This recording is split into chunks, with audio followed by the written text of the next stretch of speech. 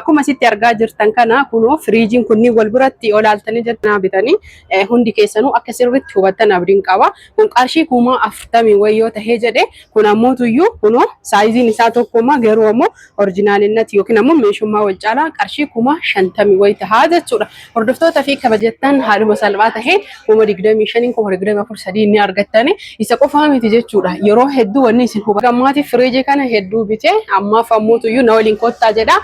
Litira 350 illee bitee jira. Akkuma wal caaluun jechuudha. Litirri 300 mootiin barbaadanii jettan akkuma argaa jirtan maqaan isaa jechuudha. Kunooti boos jedha asitti ammoo aarduu jedha. Kun asillee gassaalaan otomaatikaa jira. Namootiin hedduun maal jettan isiniif fakkaate? Ni beeka isinirraa wadee jira.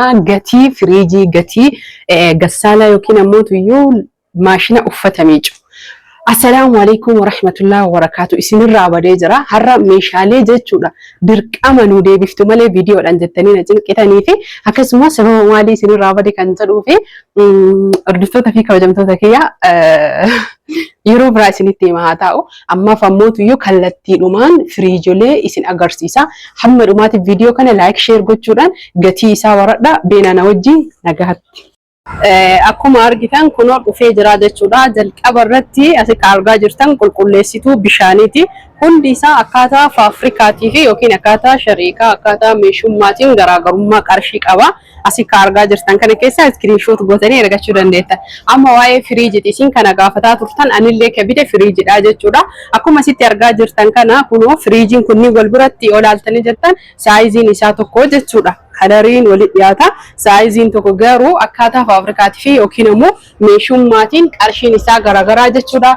Kuni akkuma asitti argaa jirtan yeroo baay'ee hin beeytanii namootiin hedduun firiijii akkanaa bitanii hundi keessanuu akka sirriitti hubattan abdiin qaba. Kun qarshii 40,000 wayyoo tahee jedhe kun ammoo tuyyuu kunoo saayiziin isaa tokkoma garuu ammoo oriijinaalinnati yookiin ammoo meeshummaa wal caalaa qarshii 50,000 wayi tahaa jechuudha. Hordoftoota fi kabajamtoota kiyyaa wanni ani isin hubachiisee isin agarsiisaa jiru saayiziin isaa yookiin ammoo kunniin kan asitti argaa jirtan litirii 250 jechuudha. Hundi isaa diizaayiniin isaa garaagaraa yookiin ammoo meeshummaan isaa garaagaraa. Akkuma meeshummaan isaa garaagara ta'e gubbaallee ni jira jechuudha. Qarshiin isaallee garaagaraa jechuudha. Fakkeenyaaf firiijii kana haga ammaatitti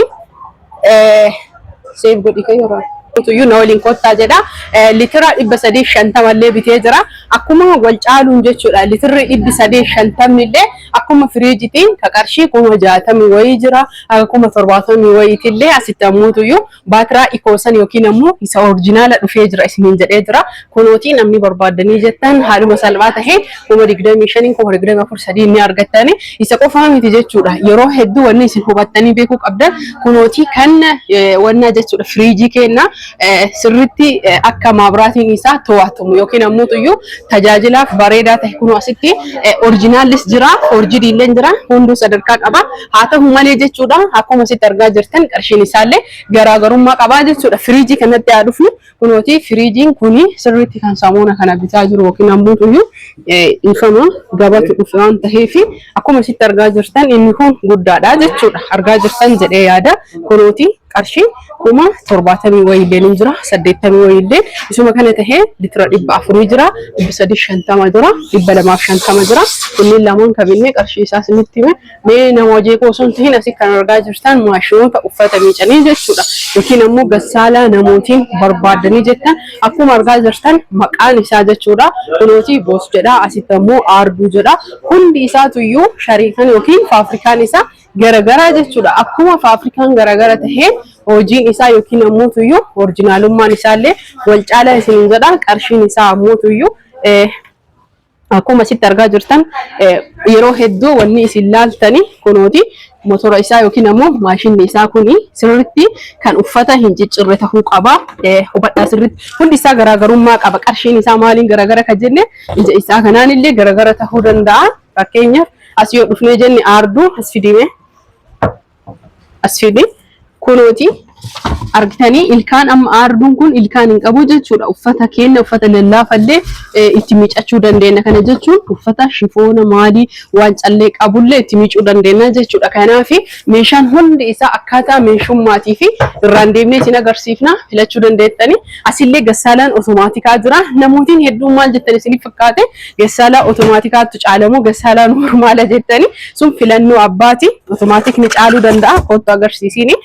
Normaali caaluu danda'a. Hundi isaatiyyuu akkaataa humna keessaniitii fi akkaataa jireenyaa fi isin itti amansiiftanii gassaalaan otomaatikaa kunillee jechuudha. Akkuma isitti argaa jirtan kan sadarkaa fi akkasuma immoo saayiziin isaa wal caalee jira jechuudha. Hordoftoota fi kabajamtoota kiyya haalaan argaa jirtan kanaanii jechuudha. Kunooti amma inni kun kan gubaa'ee guddaadha. Kun ammoo kan isarra xiqqaa tahee fi garuu ammoo meeshummaalleen akkuma reetii isinii himee jedhe garaagarummaa hedduu qaba.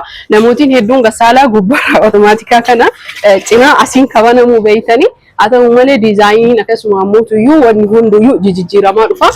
Asirraa iskiriinshoot gootanii hundi keessan qarshii isaa gaafatan argachuu dandeettanii. Asii yoo dhufnee jenne gassaalaan hedduudha maashinni oovinii yookiin ammoo furunatti dhufnaa jechuudha. Akkuma asitti argaa jirtan kanatti asitti kan isin hubachiisuu barbaadu ooviniin kun yookiin furunni kun istoofii qofa yookiin ammoo maabiraatii qofaan kan dalaguudha. Asirratti hunda isaatuyyuu wanni isin sirriitti hubachuu qabdan kan gaazii fi istoofiin dalagullee ni jira jechuudha. Hundumti isaatuyyuu haa jiraatu malee akkaataa biyyaatiin akkaataa meeshummaatiin sadarkaa fi yookiin ammoo qarshiin isaallee garaagara.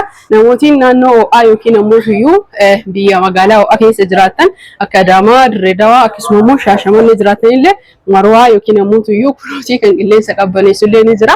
Kana qofaa miti maashinoota baay'ee babbareedaa ta'e maashinoota juusii orijinaalaa akkasuma ammoo kaawyaa uffataa hundi isaa qulqulleessituu baay'ee argachuu dandeettanii akkuma asirra argaa jirtan kanaan yoo argattanii jirtan ni argattan. Firiijiin ammoo saayizii guddaa irraa kaasee hamma xiqqaa irraa kaasee hamma guddaatti jira. Maaliif yoo jettan namootiin manaaf barbaadanis ta'ee namootiin hojiif barbaadanillee hundi keessanuyyuu jippaasii yookiin ammoo sammaa adda addaallee ni argattanii. Yeroo caalaa ammoo gassaalaa diizaayinii barbaadanii fi saayizii barbaadanii akkasuma ammoo faabirikaa hedduu asitti kan argitan kun hundi isaatuyyuu garagaraa jechuudha ni argattanii. Akkuma baratan heloo jettanii waatsaappii fi teelegiraama yoo ajajattan kanaaf salphamatti isiniif dhufuu danda'a isiniin jedha. Namootiin maashina chiipsii adda addaa mana keessa fayyadamuu dandeettan barbaadan akkasuma ammoo yookiin ammoo hojiidhaaf illee gabaaf dhiyeessuu barbaadanillee maashina chiipsii orijinaala kan ta'e ni argattan. Isa qofa miti walumaa galatti maashinoota hedduu yoo ajajatanii jettan kan as keessa hin jirrellee ajajaan isinii dhufa. Nagaatti toraa bulaa, laayik, sabskiraayib.